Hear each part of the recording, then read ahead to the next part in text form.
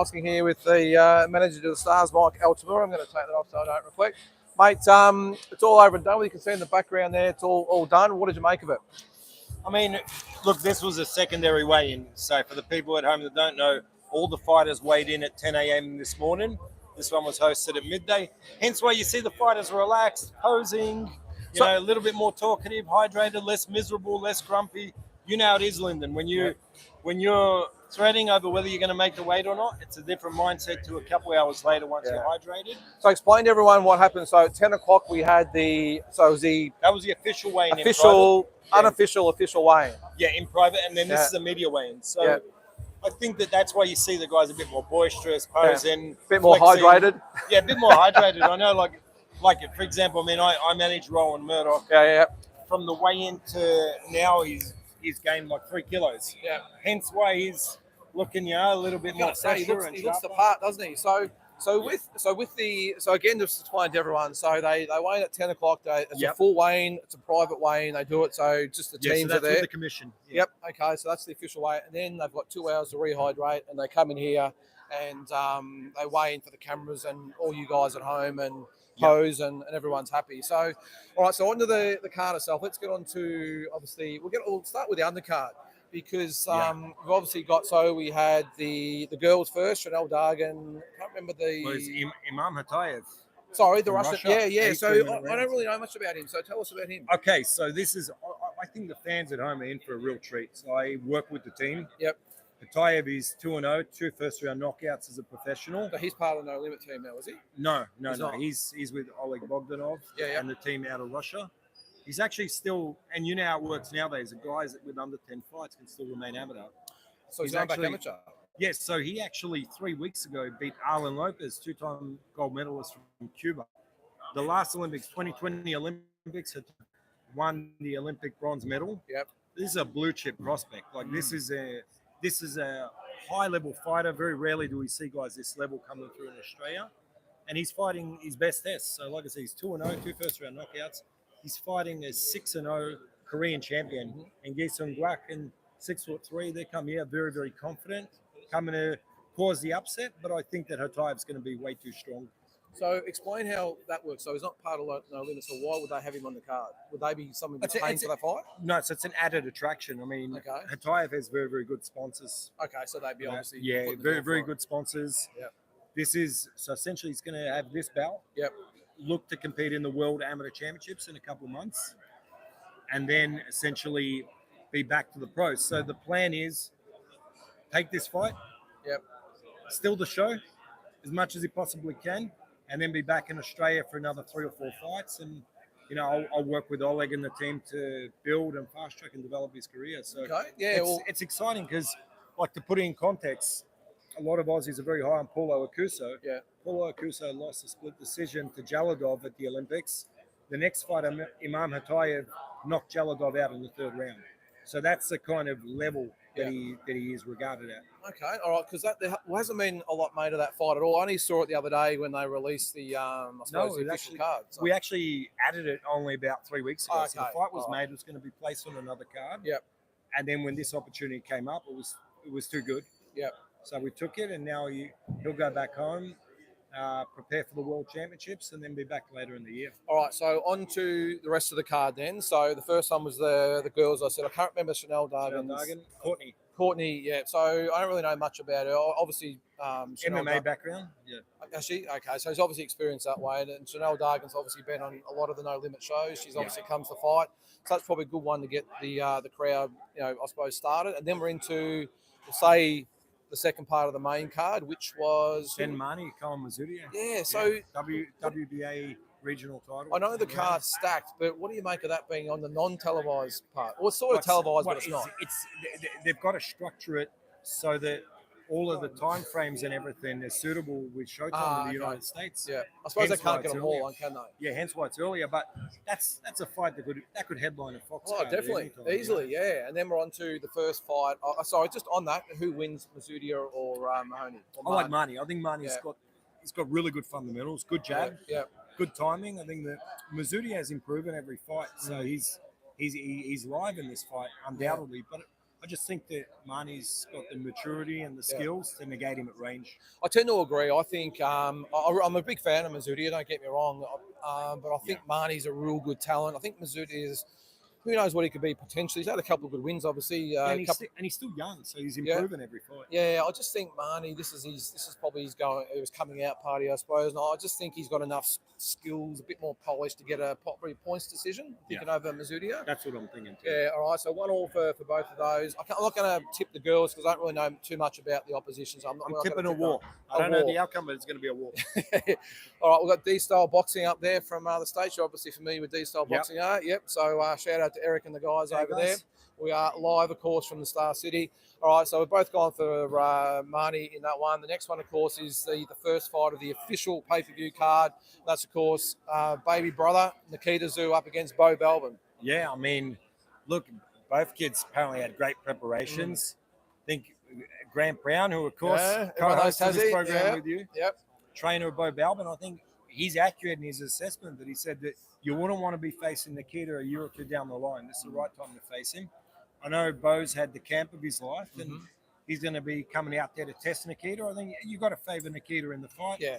Obviously, based on the amateur credentials and background, but Bo's going to be a live underdog in there. You know, they've got a plan of attack. I agree, and I think, look, understandably, Nikita's obviously the A side, and it's all about him. And they're obviously seen Bo's obviously 7-0, good record, very durable. So I like the fact that they're going to step him up. But I think if you're out there and you're unsure about this fight, be rest assured that Bo's coming to win. He's obviously trained by Tszyu Brown, but also Lim Jekka has a part as well. We're very familiar with Lim, so. Make no mistake about it, this is not just another fight for Nikita Tszyu where it's going to be, there you go, we'll feed him another one and put his record. The other thing is, too, that they've had a chance to see Nikita in the pros. So, I mean, you know, when a kid comes out and there's that buzz, those first couple fights, early stoppages, it's hard to get a read on him. But they've seen with the Ben Horn fight that if you're able to overcome and survive those first 2 or 3 rounds, not that the wheels start falling off, but fatigue starts setting in, starts to get a little bit mechanical, pushing his punches. I think obviously he's going to improve from that. I thought that, don't they? Yeah, and I think he still does the weight very tough. Big physical frame at he's the weight. He's a big for the weight, isn't he? Whereas you look at Belbin's tall, but he's a lot leaner in his frame. And he made the weight very easy too. And I think that where it may suit Bo in the sense is that tactically he knows you can't go tit for tat. You can't go swinging with him early. You know, if he gets caught with a shot, he knows he's got to tie up, try to survive, box him on the perimeter, and find his range and find his rhythm. So just from a tactical perspective, it's a fascinating fight. Like I said, if you look at it on paper, you'd expect Nikita to win. But I don't think it's a pushover. No, not with you. And as I said, like normally when you look at these cards and you see Nikita Tszyu's on there and it's like, oh, here we go, we're just going to feed him someone else. But we're not being biased at all. We're just stating the fact that Bo's he's a good kid, 7-0 for a reason. And as you said, he's been prepared very, very well by Tazzy and Lim. And look, you would expect Nikita to win, but by no means are we sleeping on Bo Belbin. So that should be another good fight. Wishing both guys obviously the very best in that one. Your thoughts the same? You think Nikita? Yeah, I think Nikita wins, but I'm hoping I'm wrong. Yeah, I'm with you. I got to spare myself just in case I'm wrong. Tazzy Brown will be replaying this. He's probably watching right now. And coming to me to decimate me, you know. So I'm already trying to duck him on the quiz on this program. Yeah, well, so I want to steer clear of upsetting him in any capacity. So. All right, so we're both sort of on Nikita with that one. So the next one was I should have the Rowan Murdoch and Isaac Hardman. Is that the one after? Is it? Yeah. Okay, so Isaac Hardman. This is probably the one I'm looking forward to the most. And Isaac's gone up in weight because he struggled to obviously get fights. Rowan Murdoch's on the comeback part. Was he? Because he hadn't fought for. He fought in Thailand. He fought in Thailand. Okay. But he hasn't really been on the top scene for a while, has he? So, Altamira, number 1 in the game. Experience. That's an endorsement from Noonan Boy. Lots of great fights. Nick Noonan Boy. How are we? Welcome to the our little show going on there, mate. Are we live now? Yeah, we're live. Yeah, we're live. We're live. We're live. As Tazzy Brown calmed down, he's a little bit pumped up. Well, we offered him to come on, but understandably, I said, mate, only if you get a chance, just do your thing. It's his first priority, but we're hoping we might get a few. There's D-Style Boxing again. Where's Minnesota Mick? Mick's been diving in. He'll be on there. So you go. All the best. Just quickly, mate, tip for tomorrow, who wins and why? I can't have a tip. I don't know who to pick. I'm still 50-50 on the fight. I think it's going to be very, very precision boxing from Tony.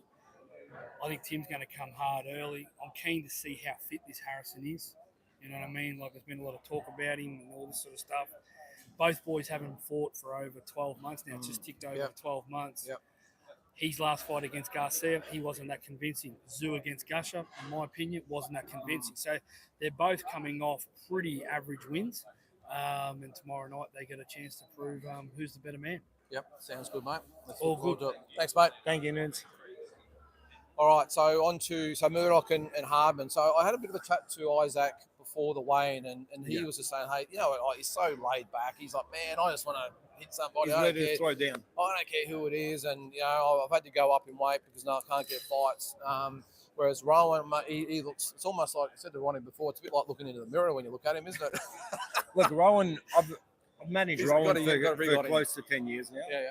And he's the ultimate professional. He's always in shape, no excuses, always mentally prepared. What I can say from his perspective in this fight is that he's in exceptional shape and his energy levels are high.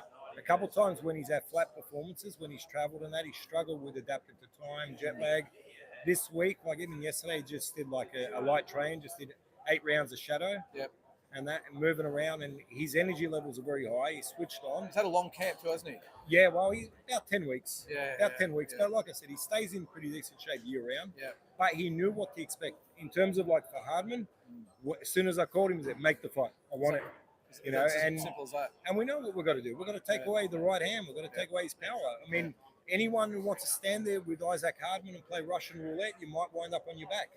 So we understand the danger. But I've said in the lead up, and I expect Isaac to make some adjustments, but I feel like the fight with Zarafa gave a blueprint of how to stylistically face him. Yeah. Which is that if you can draw him into the vacuum, draw him into the traps, the counter opportunities are there all night, but you got to be like a piranha. Just take the little bites, eventually you drown him. If you hold your feet too long, like I said, it's Russian roulette. Because Isaac actually, I think I saw an interview with him the other day where he actually said, look, he fought the wrong fight against Zarafa. He can box a lot more, so I've got a feeling we might see him really try and take his time, really get his distance, which could be to Rowan's advantage. Obviously, he's very experienced, but also if Isaac's a little bit standoffish at the start, because we know how dangerous he is early, maybe it could be the in for Rowan to really set his footprint straight away. I think Rowan's a better boxer. Yeah. So I think Isaac's chance is to try and land the bomb. Yeah. That's how I perceive it. But it's boxing. You know, one punch can change everything. Yeah, no, that's for sure. So I know I'm not going to ask you for a tip, of course, because you're going to go for Rowan. I'll be honest with you, I don't really know who to tip. I think if it turns into a boxing match where Isaac tries to outbox Rowan, I think Rowan wins comfortably on points. I think if Rowan tries to trade with Isaac, obviously there's the potential of that big right hand. So look, it's a 50-50 one for me. Here's the thing. Obviously, I manage the fighter, so you know who I'm going to pick. Yeah, exactly. And you know when my head is in taking the opportunity, the fans win in this fight. That's a reality. Yeah. This is a fight that's guaranteed to provide thrills for your fans. 100%, mate. And on to the next one. So we've got Sam Goodman, another one of your guys, TJ Zoni. Now, this is another real hard one to pick because it's a similar line to the Hardman Murdoch fight. You've got Doheny, former Doheny. Is that Doheny? Is that how you pronounce it? So former IBF world champion. You've got Sam Goodman, who's such an awesome talent coming through. Reminds me a lot of, say, a Liam Wilson or one of these types of guys, Liam Paro. But inexperienced. I know he's had 13 or 14 fights, but coming up against TJ. He hasn't fought nobody like TJ yet. That's what I'm saying. But like from our perspective, we don't underestimate. Do you think this is a real bad decision by the management of Sam Goodman's team to take on TJ so early? Look, the result will reflect that. Yeah. I think that there's times in this business you take fights and you look like a genius, and other times you look like a fool. And no one ever understands or comprehends everything that's happening behind closed doors. Yeah. And we don't always know the intangibles of what lays within someone's soul under them bright lights. So we'll find out tomorrow. To me, I can only speak from TJ's perspective. It's the right opportunity as a get back. TJ's ranked in the WBO. Yep. He's ranked in the WBC. Goodman is ranked in the WBO, in the IBF. I believe just recently moved in the WBA. So the winner of this fight is going to get a big push across the board and possibly in line to fight at least for a world title eliminator. So it's high stakes and it's worth the opportunity. Yeah, I suppose you can see both sides, can't you? Because obviously TJ wants to get back into right into the thick of things because he's not a spring chicken anymore. No, he's 36. 36, so he needs to take this opportunity. But then you've got obviously Sam Goodman's like, well, I'm going to make the move. This is the fight to make it against. So let's do it. So look, I'm not going to ask again for a prediction. Yeah. I've probably got to go for the younger guy in Goodman, I will say. But having said that, look, it's just going to be a great fight. And the look in your eye tells me that maybe we might be up for. Look, I know TJ's in shape. You know him very well. He's in shape. He's had a great preparation. Mentally, he's very motivated. With TJ, usually the indicator is how miserable he is fight week. Yeah. And he's been exceptionally miserable. So I know that he's on song for the fight. And the thing is, too, I suppose guys like him on a massive stage like this, they lift. If they're fighting, in front of 300 people at a town hall or something, but to fight on a big stage like this, fighters like him at that level tend to lift. TJ's hungry for another world title crack. Yep. We were very close with Ahmed Aliyev a few years ago. Had an unexpected loss to Einar Baluta. He hasn't made the same mistakes since that he made in camp for that fight. Yep. His last fight with Cesar Juarez in Dubai a year ago, he looked spectacular. So if he brings that form, there might be a little bit of shock in Goodman's camp as to what they're facing. But like I said, bright lights, as I said with the ring, it's a chamber of truth. Yeah. Chamber of truth is going to bring out the reality tomorrow. Yeah, so it should be another really good one. And then, of course, on to the semi-main event, which is a little bit surprising for him. I know, understandably, it's Paulo Alcuso, of course. And what's the name of his? Uneski Gonzalez. Yeah, I can never pronounce it. You can pronounce him very well. So, So to me, I would look at it from an outside look, and I don't know much about the Cuban, but I would look at it and go, well, okay, Alcuso's 3-0. They're looking to step him up against a safe-ish type of guy that's got a good resume, good reputation on a big stage to showcase him to the world. Am I misreading that as a fan, or do you expect a little bit different from the? No. Look, I've said to a number of people who said to me, like, this is a possible banana skin. Yeah. I think that if you underestimate anyone in boxing, especially seasoned veterans, and you sleep on them, he's a big boy too. Yeah, and start trading, one punch can change everything. Yeah. But I watched his last fight with Andre Durrell, and he looked in slow motion in that fight. He's lost his last two, hasn't he? But they were against it was Durrell, and who was the other one? It was another pretty well. Yeah, I'm trying to think who the prior one was too. Yeah, but he was a very high ranked guy. I can't remember who it was. Maybe someone out there knows. But the fight with Durrell to me was indicative that he's not just on the back nine; he's nearing the end of his career. Yeah. Now, whether he's got one last hurrah, maybe early. I think early he's going to try and test Akuso. Yep. I think if Akuso gets his rhythm, Gonzalez broke down as the rounds flowed against Durrell, and I can see Akuso just. To me, Akuso, especially even from the amateurs. His kryptonite was guys that could sustain pressure and volume and work rate. Mm-hmm. Yeah, and that doesn't mean he can't overcome it, but they were the styles that gave him trouble. Skillful guys, pot-shotting styles suited him. He's a highly skilled fighter. So I think that if he gets his rhythm early, we may see a late round stoppage in his favour against Gonzalez, but it's a significant step up, no doubt. He's such a massive talent, isn't he? I mean, for someone that's had 3 fights, I think sometimes you tend to forget guys like him might have had 100, 200 amateur fights, so they're not like they're inexperienced after 3 fights. But I'm liking the fact that they've put him in there so well. They obviously know something we don't.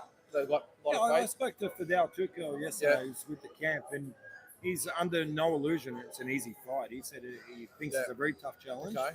And they're expecting fireworks from the other guy early. Yep. But he just backs his fighter to be able to handle those moments. So who wins? You said maybe potentially Akuso, late round stoppage. Yeah, I've only seen highlights of Gonzalez, I must admit, so it's a bit hard to comment, but I'm going to go maybe say 8th, 9th round stoppage for Akuso. So, all right, mate. So on to the big one, of course, Tszyu versus Harrison. It's been a really interesting week because. I think I said initially a week or so ago that it was really hard to see what Tim was thinking because Tony Harrison rolls up, super casual. Yeah. You know, nothing. He's trying to give him a hug. He's baiting him with the Timothy sort of line. And whereas you've got Tim, you can sort of see, what do I make of this guy? I'm used to guys that are in my face, staring me down. He's trying to figure him out. Yeah, and he's got that experience. Do you think that comes from the experience level of someone like Harrison, where he doesn't need to do the face-offs and the puff the chest out? He's a street kid. Yeah, he's a street kid because he's made a big deal of being from Detroit. Yeah, doesn't matter his age. He's a street kid at heart. Yeah, and I think that's the kind of energy he's brought this week. I liked yesterday. You see when Tim rolled up in the car and someone opened the door. And he made a point of that, didn't he? And he's a diva. Yeah. And And I Tim think didn't that, like that. no, but I think that what Harrison's trying to do, and it's whether Tim bites at it or not, is try to roll him into an emotional battle. Yeah. To Has it frustrate worked? him. Yeah, to have Tim psychologically think, I want to hurt this, I tense up, because Tony undoubtedly is going to try and box him on the perimeter. He's Yep. going to try keep him at range, sharpshoot him, get the jab. He's got a very good jab, changes the rhythm well, changes the angles, and then try to get him overstepping into a right hand. He's got a very strong right hand You too. reckon that's his game plan? 100% that's his game plan. Yeah. But is Tim going to have the calmness to be able to gradually work him out, wear him down, dig to the body, and gradually chip away as the rounds roll on? I think it's an intriguing style of fight. Yeah, it will be. And the thing is you mentioned before about with Tim and his demeanour, but I've never sort of seen him with that, especially today. A little bit yesterday, but they both had the sunglasses on. Today was probably the first time I've seen Tim had that look in his eye I've never seen before. Now, I don't know whether that was anger, confidence, a little bit of trepidation. I don't know, but it's a look that I haven't seen from It's a him scary before. moment, though. This is the all or nothing fight. It's an interim world title fight. I said it. I was on another program the other week, and I said, like, I've had fighters in this position where you could have sat and waited and had a guaranteed opportunity, but you choose to take the interim fight. And you've got to admire him for that. You've got to take your hat off to him. Absolutely. He's a real warrior. He's a real competitor. But I think the way he sees it in his mind is if he can't overcome the Tony Harrison challenge, what Yeah. chance is he with Charlo? And I know he's supremely confident he can beat Charlo. Yeah, well, it's an interesting one because we actually spoke to Uncle Ronnie over here. I might get him in picture in a minute, but pointed out his cousin. He was a little bit vocal at the way about made in Detroit and this and that. So we had a bit of a chat to him before, and I said, well, I suppose we all know about Detroit with the Kronk Gym and Manuel Stewart and all. The great fighters that come out of there. But I said to him, what's all this Detroit? He said, well, we're just made different. You've got to be from Detroit to understand the Detroit sort of mindset. And I said, for us Aussies that don't really understand, I'm sure there's Americans that are watching the world, but for us Aussies, it's a little bit different, isn't it? And they've sort of said we don't understand the way the Detroit fighters fight and their mindset. What do you make of it? I think that places like Detroit traditionally breed hunger. That's why there were so many great fighters out of Emmanuel Stewart's Kronk Gym. Yeah. And I think so when he says we're made from Detroit, it means that they're not intimidated by nothing. Yeah, and he was a real character. I think someone in the crowd yelled out something about, Tszyu and the Aussies, and he said, hey, Detroit, brother, Detroit. And he's a really nice guy. He was his cousin, and couldn't be any more friendlier. But it's pretty.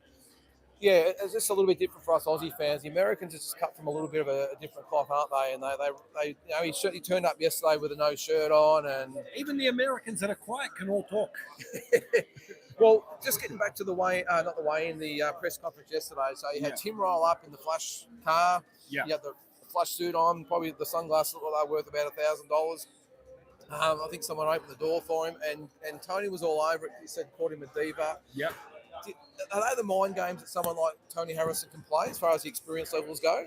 Yeah. And did it work? That's probably what I was getting at. We'll know in the fight if it worked. To me, fight week, Harrison's been exceptionally calm. Yeah. He's been the one in control of dictating the emotional reactions. But it means nothing once a bell goes. Yeah, I thought it was good today, though, that, as I said before, Tim had that look in his eyes that we haven't seen before. But I like the fact it wasn't just the usual sort of standoff. I mean, he got right up in his face. And, I mean, Tony Harrison didn't move, but you just get the impression that Tim knows this is his opportunity. This is obviously the biggest fight of his career. But if he gets his belt, I mean, the doors that it's going to open for him. And you know yourself, I mean, nerves as an athlete can take you in all different kinds of trajectories. Yep. So there's not just one readable reaction to say, oh, he's nervous, it's going to overwhelm him, he's going to be tense or whatever. So we're going to know how Tim channels that fight tomorrow. I think we already have the intel on how Harrison's going to prepare and what he's going to bring inside those ropes. I think that this is a very, very different style that Tim is facing as a professional, but it's a style he's going to have to overcome if he wishes to be great. All right, so on to the fight itself. How do you see the fight sort of playing out from the start, and obviously how it ends up? I think the first 2 or 3 rounds are going to be crucial. I think that if Harrison gets his range on the jab, gets his flow, gets his angles, like I said, he's got a beautiful jab because he knows how to throw it from the waist, knows how to throw it from the shoulder. He changes his angle, changes his speeds, and everything else, all his offense flows off that jab. So do you think he'll box him early? Or Yeah, but I think he's going to try and see if he can frustrate and step him onto the right hand. You've seen Gaucher step him onto the right hand.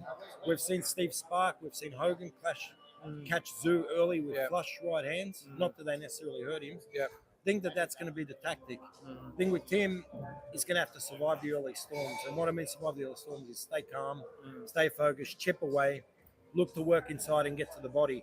I think if he can work and break the body, he gradually beats down Harrison, stops him in the later rounds. I've got all the faith in the world in Tim Tszyu. I mean, I've been in the opposite corner to him in a fight quite a few years ago with Dwight Ritchie, and he's just continuously grown and soared since then and improved as an athlete. And I think that this is just the next step in his journey. Yeah, no, you get the impression. And look, I think Tony's obviously anybody, but I think Tim on the other hand, I mean, you've got to agree with it to some extent, but on the other hand, you see Tim, I would think that you don't know you're at that level until you fight someone at that level, and that's where obviously this fight is. But you know, I'm a little bit the same. I think Tim will start aggressively but controlled. So trying to take center ring, push Tony back a little bit, Tony trying to box. Yeah. And I hope that's the way it pans out. I would hate that if Tony chins him early and we have a repeat of the Gaucher fight where he's got to get up off the camp. I don't think that'll happen, but I just see as the fight goes on that Tim, his confidence levels rise, he gets his range, gets his timing, and as long as the fight goes, I think he takes Tony out. I'm not going to say he stops Tony, but I think it will be a unanimous decision. Breaks him down as a role. And wins a clear-cut decision. The one thing that we know about Tim is you can look at punch statistics and so forth. The punch stats don't always give you everything. Yeah. His physical presence, that mental pressure, the sufferance he puts opponents under. We've seen Harrison in the past in fights at a high pace, wilt in the second half. Yeah.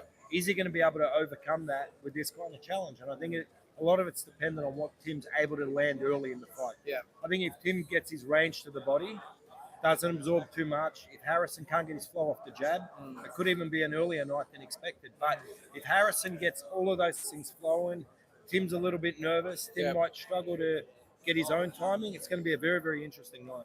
Yeah, no, it should be. So at the end of the day, I think it holds about 14,000 people or something. I mean, it's going to be. I think it's close to a sellout. I think they were saying today. And what do you think about the pay-per-view numbers? It's going to be massive, isn't it? It has to be. I mean, this is really it's everywhere at the moment. In terms of high-level fights and how they've been promoted, this one has the most buzz in Australia.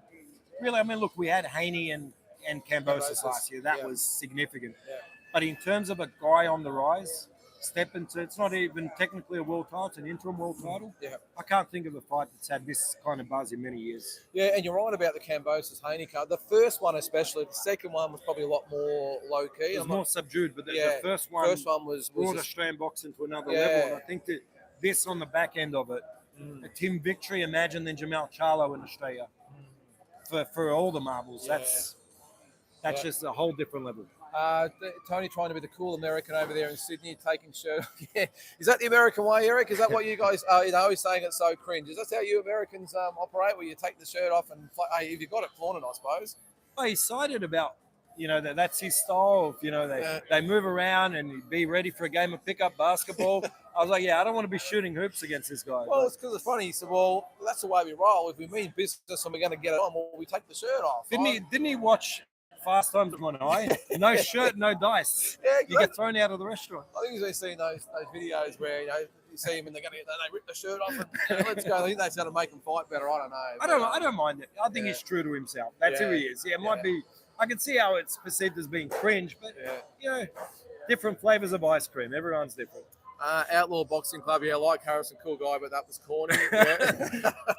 Hey, they're all lathering it on him. Imagine if he gets beat tomorrow, what the reaction's going to be. Yeah, but just on the fight itself, like it's obviously our main event tomorrow morning Australian time, Saturday night American time. But everywhere you've gone in the last 2 weeks, radio, TV, news, it has just been just everywhere, flooded everywhere, and you've got non-boxing people saying, "Hey, what's?" I'm sick of being tired about the fight. Asked about the fight. Oh, what do you think? Who's going to win? How's Tim going to go against this American guy? I'm losing my voice speaking about it. And strange enough, speaking to Tim, it's probably some information you don't need to know, but we were obviously went to the bathroom before and he was walking out of the cubicle in there as Tim Tszyu. He's in there getting a drug test. So can't believe that. Imagine the timing. The guy's just, like I said, it's a second weigh-in, but day ahead of the biggest fight of his career, and they're drug testing him. Is that the norm they do that, or is that? No, I believe it's at random. Friend Colour, a semi-pro basketball player, he doesn't know what Tony's talking. There you go, straight from the horse's mouth. Maybe Tony grew up in the AN 1 generation where that's. If you remember the AN 1 brand and all their tournaments and that, no one was wearing a T-shirt on the court. Yeah. Oh, look, I'm not from the basketball. Hey, I'm not going to challenge Tony Harrison on his knowledge of pickup basketball in Detroit. I'll tell you what, speaking of him, like, what did you make him when they weighed in today? The size difference, because Tony's actually quite. I think it's tall but lean. Yeah, Tim's got very thick barrel chested. So yeah. They're both junior middleweights. So just we'll keep going for just a little bit longer. I know you got to go, but what did you make of the Brock Jarvis card the other night, or the Brock Jarvis fight? Some fun fights on that card. I mean, what did you make of his fight with? Scary. Some scary signs. That's what I perceive. What's that there? WA just confirmed Fury Usyk on April 29th. Okay, sorry, it's just vanished there, but we'll answer that one later. But yeah, I got to be sort of careful. You say I'm a little bit concerned at the amount of punishment that he's taking early on in fights, and his inability to clinch or hold. And I must admit, I thought he was gone. I must admit, credit to him for getting back into the fight. Oh, he's a real warrior. I mean, he weathered the storm. But scary signs. Yeah, to be able to take that. And look, I think that, what was his name? Monty Hagan or Gagan or whatever his name was. Mogan. Michigan is away from Texas, so yeah, it could be a Detroit thing. This is on the shirt fact I'm talking about. But I was concerned that when he was under fire, this is what, the third or fourth fight in the last few that he's had where he's been under heavy punishment. And it's all been since he moved up from featherweight. Yeah, so I was just going to ask you. So he's taking, the first concern is he's taking a lot of punishment early in fights and clearly visibly getting rocked and visibly getting shaken and struggling to go on with it. Yes, he showed a ton of heart, which was great. Absolutely. But do you want to see him in each fight get hurt and then have to show that type of heart to get back into it, especially now he's going up in weight? And now that's the thing, as he goes up in weight, does he have to go up in weight again? Because I know he struggled to make the weight at super lightweight. He looked massive to me. He looks like a junior middleweight. Or junior middleweight. But the problem is, how do you confidently make those steps when he's got him rocked at lightweight? Yeah. He got flattened in a round by Liam Paro at 140. Yeah. This one was at a catchweight at 144, and he's been wobbled again. How do you make that call to go up? Unless you drop his level of opposition, and he's got such a built record that his numbers are great, so it's hard to really step back to the level of opposition. Yeah, it is, isn't it? Because he's had 25 fights or something now. He's close to it, around 25. And look, don't get me wrong, I'm not trying to bash Brock here. I mean, we love Brock. No, I'm a big advocate of the kid's fighting spirit and fighting hard. I just think that opponent looked like he'd been brought over to get Brock's confidence back, and I won't say an easy hit because they're never easy, but a good sort of guy that he could come back against. And the fact he almost got chinned again, it showed great heart to come back, mind you. But it's a little bit of worry that at that weight, he got hurt and rocked, visibly shaken by an opponent that's probably not known as a massive puncher. No, and wasn't brought out to there's anyone from the Philippines, I think they're all born to punch. We didn't bring in the Filipino factor because they're tough. Yeah. I done a guy with one of my kids years ago who was 18-5 with 4 knockouts, and he was a power puncher. I was like, how does this even work? How's it functionally work? But they all got natural power. But I think that it was the right opponent. It was the right opportunity, and you've seen that in round 1 because Brock couldn't miss with the left hook. Yeah.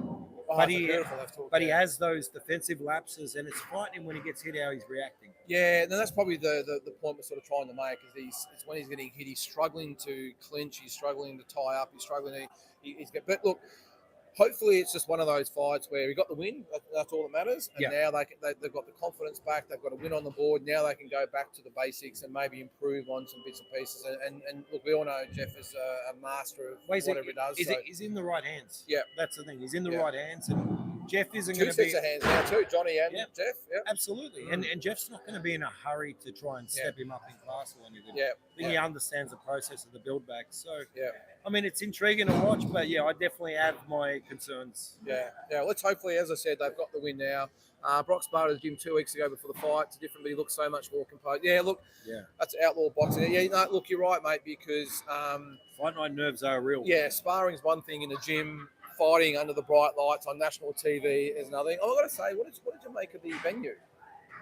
Oh, look, I mean, I've had shows in small venues, but that was small. yeah. Well, look, it's essentially going back to the studio style of events. Yeah. But it's an adjustment because we're accustomed to at least seeing televised boxing in, at least 800 seat venues. So then to go something where you can see all the signage on the walls and everything. Well, there's no crowd on two sides. It was like, Yeah, I mean, it's an adjustment, but That's a I small think venue. it's something we've got to become accustomed to. Yeah, I like it. Well, I should have asked George. He was just standing beside us a second ago. George Rose, the promoter, because obviously they're behind. But I'm with you. I think I really like the concept of the is it No Limit on Fox. I love obviously taking of the American equivalent they do on ESPN. Yeah, the Friday night on Friday night fights. Yeah. So I love it. I've said it there a couple of times. I want to get your opinion of it, and I know you got to go soon, by the way. But it would have been good to do it maybe either last night or even tonight, so that all the crowd that are here for the event that have come in from interstate have got a fight night to go to, because you've been to the States, of course. Yeah, I mean, and we've seen it in Las Vegas time and again.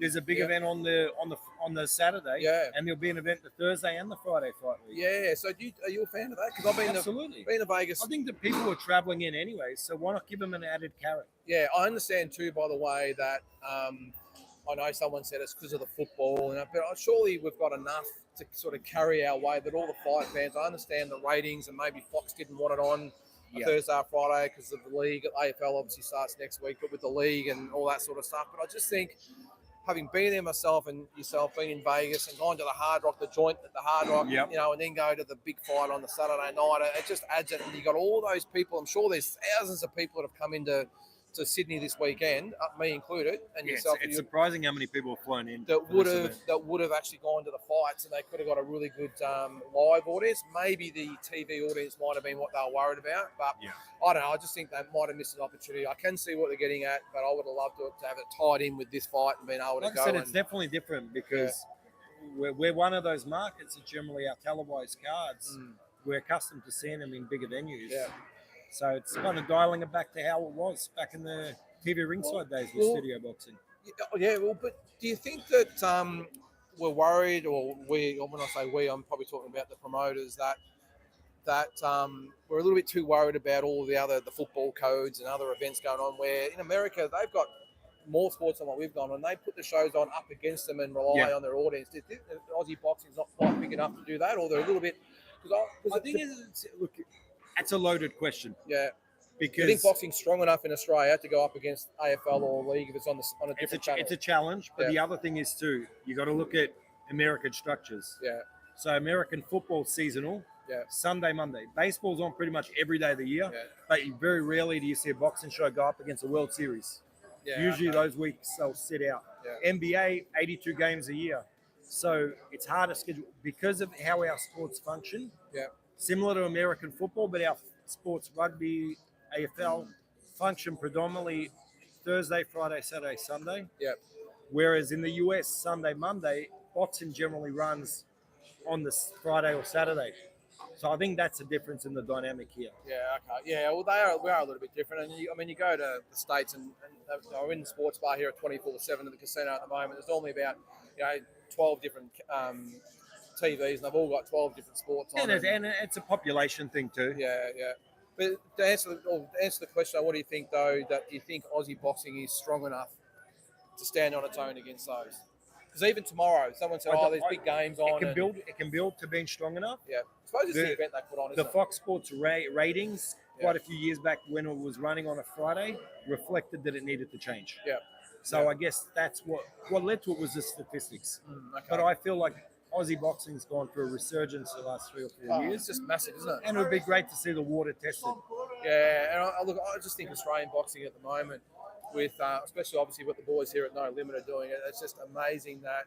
And look, I've been made no secret. I think it's a great decision by Fox Sports to say, hey, let's just give it to the best in the business and let them, because they've got to remember they've got football and soccer and cricket and car racing they've all got to deal with. So I actually applaud them by saying, you know what, with boxing, we know we've had some problems in the past with some promoters. Give it to the guys that do it the best and just problem solved. Let's move on. And now they've got the best portfolio of fighters, and now we're going to see. Well, it's easier fight. to structure the events, Yeah. easier to roll out the programming. You only have the one source. What used to happen in the past, and this is maybe one of the reasons why Fox adjusted, was in the past when different promoters were competing for shows. So say Lyndon Hosking wants to put in a show. You put forward a main event that's never going to happen to secure the card, and then 4 weeks beforehand you change it and you already had the event allocated. And it was happening too frequently, where there was maybe 5, 6 competing promoters. So that's why they made the switch and said, no, we're just going to allocate dates. And I think now they've gone the step forward in that they want unity across the board in terms of just they want everything to be symmetrical. Yeah. They want consistency with the branding. So I think it's worth the shot in the shorter term, 1-2 years. We'll see how it pans out. Maybe it inspires another network to come in and. Well, that's the other thing. I think everyone said, "Oh, that's it. It's game over as far as Australian boxing." But you've got to remember the streaming platforms and there's so many coming out. And who's to say that the Zone? I know they're in with Matchroom anyway. The Zone.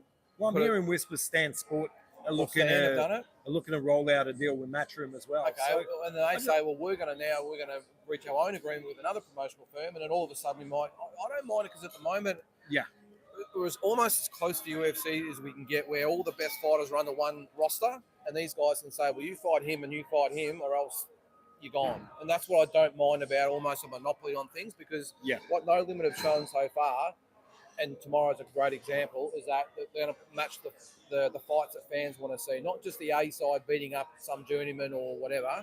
They're matching them up like they have tomorrow. So while that's happening, I say to No Limit, hey, you take it all. If the cards continue at this standard, it's a positive for the sport. Yeah, that's a reality. And especially, I know there's a No Limit on Fox every month they're trying to do. They're looking to do, I believe, 14 shows this year. 14 shows. So, I mean, that's hopefully them are going to have all these guys and such a massive roster of fighters that they can spread them out and the winners are the fans, I suppose. So, just one thing before I let you go, man. I'm not sure anyone saw out there. I know I've always got to be careful about these, but I did see that Jai Pataya. There's now legal action with him and DNL about his contract. I know you knew about that. Yeah, I knew about that a month ago. Did you? There you go. Almost, yeah. But, so I know, and just things it whispers you hear behind the scenes. So I know we don't sort of know, or you might, but I don't know exactly what's going on. So I'm not going to cast aspersions. But do you think, obviously now you've had Justice Winning leave, Joe Pataya now. Is this what this has caused now with No Limit having everything, that other promoters are going to start having these issues with the fighters because they're all going to want to go to this? No, I think it's what DNL caused. Yep. You know, look. I know you sit pretty neutral on this show. Yeah, no, I do. I have my own opinions. Yeah, no, it's fine. I worked with them with fighters in the past, and I found them to be not the best fit for any of the fighters that I had placed on their cards. This is 5, 6, 7 years ago. Yep. I just felt like they didn't listen to the fighters' voices. Mm-hmm. They weren't consistent with how they wanted to promote fighters. There was a lot discussed, and the execution was either not fulfilled or exceptionally sloppy. Mm-hmm. And the goalposts change at times. And I think that what happens then is it leads to fighters saying, you know what, I'm finished. And I think that really when you look at Opataya, and I know Opataya, exceptional fighter, maybe not the easiest guy in the world to profile because he's not a huge personality. He's not the most outspoken guy. But the fact that there's been more fighters at club level events than there was at his world title fight with Breedis, arguably one of the top 5 fighters to enter Australia the last 25 years, I think is indicative of the fact that as a brand, they didn't acquire the right support behind their fighters. They maybe did financially to stage the shows, but the fighters' profiles weren't lifting. And I think that when you got someone like Opataya, I've said it for a long time, he's an absolute stud. And he deserves a promoter that's going to back him all the way and profile and build him. And I think that it's a shame because you don't want to see anyone stuck in legal action that potentially shelves them in their career. But I can see the thought pattern behind it because the challenges and the obstacles I hit with the promoter was I felt like they weren't respecting the fighters. Yeah.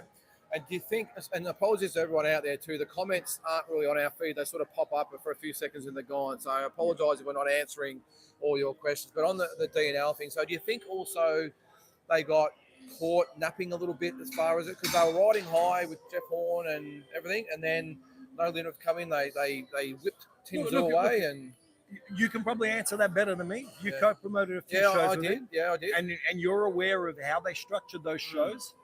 And to me, I think that they were sleeping on everybody else. It was a very, very arrogant perception. It was a style, in my opinion, where they weren't placing the investment that should have came with the securing of TV dates. Yeah. And the cards from their side, the investment from their side wasn't at the standard required to elevate what they could do as a brand. Yeah. And I'm not just talking about the fights, I'm talking about everything, the shoulder programming, the social media, everything that comes with it.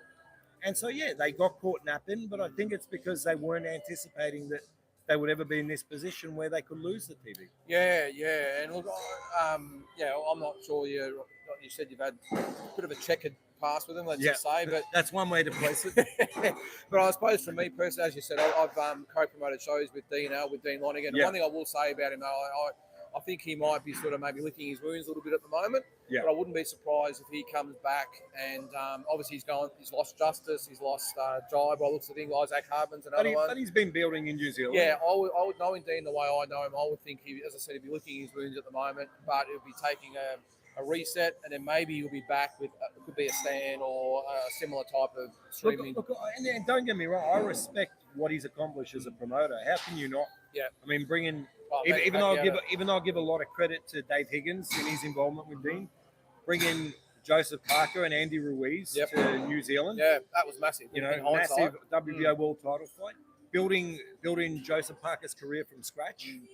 Jeff Horn, signing Jeff Horn, delivering the Manny Pacquiao fight. Yep. Like, you have to give him credit. I just feel like since those days, which when we're talking Horn Pacquiao, that's 2017. Yeah. It's a long time ago. It's hard to believe it's almost 6 years ago. People in boxing hardly remember last week. And I just feel like they could have really built an empire and had as close to a monopoly as possible. Well, this could have been them, really. It should have been. Yeah. But they dropped the ball. And like I said, it come with the treatment of fighters. Yeah. And I can't speak for the other guys, can't speak for Jeff or Parker or any of those guys. But I know the fighters that I had with them, where we had a working agreement, from what was discussed and tabled to what was a reality, was a far cry in the end. Yeah, it's interesting. But anyway, as I said, I'm sure they'll be back. But yeah, we'll see. But all right, mate. Well, I know you've got meetings to get to. It's a busy weekend, Mike. As we've just said before, there's got 2 fighters on the card. And I work with Kataev as well, the Russian. Oh, do you? There you go. So technically 3 fighters on the card. But, mate, great to have you back. I know you're pretty much almost an African national these days. You spend a lot of time over there, but great to have you back. What's that coming in? Big fight in the UK. I'm not sure what that was about there, Larry, but apologies again. Possibly, they pop up and they go. Possibly Opataya and Akoli. Okay. And where would you do that? Well, it's going to probably be UK now. It's got to be UK. Got to be UK. What do you think Jai does, by the way, if he does leave? Does he go to Matchroom or does he come to No Limit? He goes to someone that's going to promote him in Australia. Yeah, I would think. Read in between the lines, from what I comprehend. Yeah. He wants someone who's going to invest and promote him in Australia. Quick opinion before we go then on the Matchroom thing then. Do you think that Matchroom, they've done the one show, of course, with Jarvis and Paro. I'm assuming it was a success for them. What was that on? That was on DAZN, wasn't it? On DAZN. Yeah. So they would have lost money, but yeah. But in terms of a production, from an optical perspective, it was a success. Yeah. But they would have lost money. So on that then, do you think that Eddie Hearn and Matchroom obviously got so much going on all over the world? They're massive, probably the top 2 promoters in the world. Do you think they look at they're obviously tested the market here in Australia, but do you think at some point they go, you know what, this is way too hard down there, especially with the TV situation and everything. Let's just concentrate on the UK and the States and wherever else they are in the moment. No, I think they're back. I think they come back. You think they will target these guys and say, this is what we want? Eddie Hearn's the type of guy that strikes me as not the one that wants to play second He's fiddle. a competitor. Yeah. I just think they wouldn't sign Hooney. Yeah. They wouldn't invest heavily in Sky Nicholson. Yeah. They wouldn't retain Liam Paro. They wouldn't retain Dempsey McKean if they didn't have intent of expanding into Australia. Although Brock Jarvis got the boot. Yeah, but it's a savage business. It is. That's unfortunately the reality of the sport. Yeah, and look, you can't obviously begrudge Eddie Hearn and Matchroom by saying, hey, look, maybe you need to go away and get a few fights and do it, and then we might bring you back. But look, what other one could you go to than No Limit at the moment? But mate, we're going to let you go. As I said, you got meetings to go around. Been great to have you on our little mini preview show. And mate, pleasure as always to be in your presence. no, thanks, mate. Always great, and always great to have our Uncle Ronnie picking over here. He won't come on camera, but he's over there. We need him on next time. But thanks for joining in, everyone that was out there. Hope you have a good day tomorrow and watching the fights, and we'll catch you next week. I'll try and get that out there if we can. Sorry, guys. There we go.